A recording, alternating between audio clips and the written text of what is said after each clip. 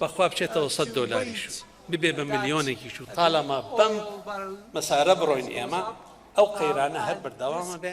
داخوێنە وەزیرە سامانە سروشتیە حکوومەت هەرێما کوردستانê سەبارەت بە ئەگەرê bilimbûna bahê petrolê û berdewambûna krîza dereyî karvedana gelek lê peyxwanî kargehişta wê bi sedema wê daxuyaniyê daxwaza yasayî li ser bêhta tûmarkirin û bi hederdana samanê sirûşî bêhta tuhmetbarkirin. Wezîrê Samanê Sirûşî Hikûmeta Herêmê amaje pêkê kirbû.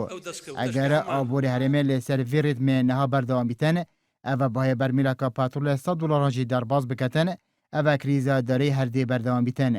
Wekû amajeyek, bênebûna aborekê pêz û sîstemekê xurt yê aborî di herêmê de. Beşek ji welatên herêmê rexne lê vê daxwîna Wezîrê Samanê Sirûşî digirin û amaje pêkê dikin. Ku berûvaja daxwînên salên derbasbûyên wî ne herwiha berûvaja daxwîna serokê hikûmetê ye ku gulbû li gel bilimbûna bahê petrolê helgirtina mûçeyna mîtin.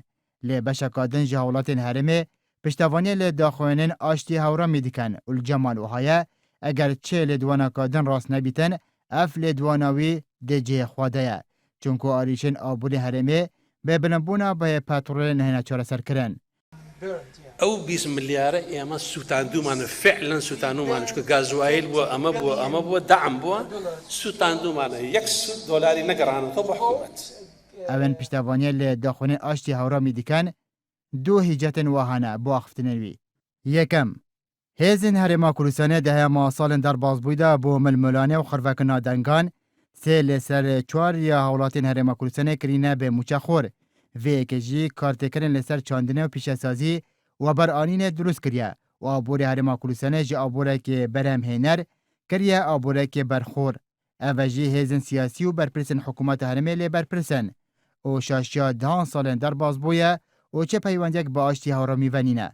Duam, eger aştî hewramî bêhta tuhmetbarkirin bi hederdana samanê giştî herêmê, ev wî bixûn nekiriye belkû pêhatêkirin çunku civata bilind a petrol û gazê bitine aştî hewramî nîne û pêk tê ji serokê hikûmetê û cêgirê wî û wezîrê plandananê û wezîrê Samanê Sirûşî. Bê vî pêgehê jî Parta Demokrata Kurdistanê û Yeketiya Niştimaniya Kurdistanê bi taybet bala zûrîna mekteba siyasî haydarin jê dûseya petrolê û lê berpirsin nek bitine aştî hewramî. Beşek ji hewlatiyan jî li Cemal Wihayê ku tuhmetbarkirina aştî hewramî û temaşakirina wî wekû berpirsê êkemê arîşên aborî û hederdana samanê giştî qurtarkirina tuhmetbarê serekî ye. Jê lêpirsînê ku pêk tên ji Parta Demokrata Kurdistanê û Yeketiya Niştimaniya Kurdistanê.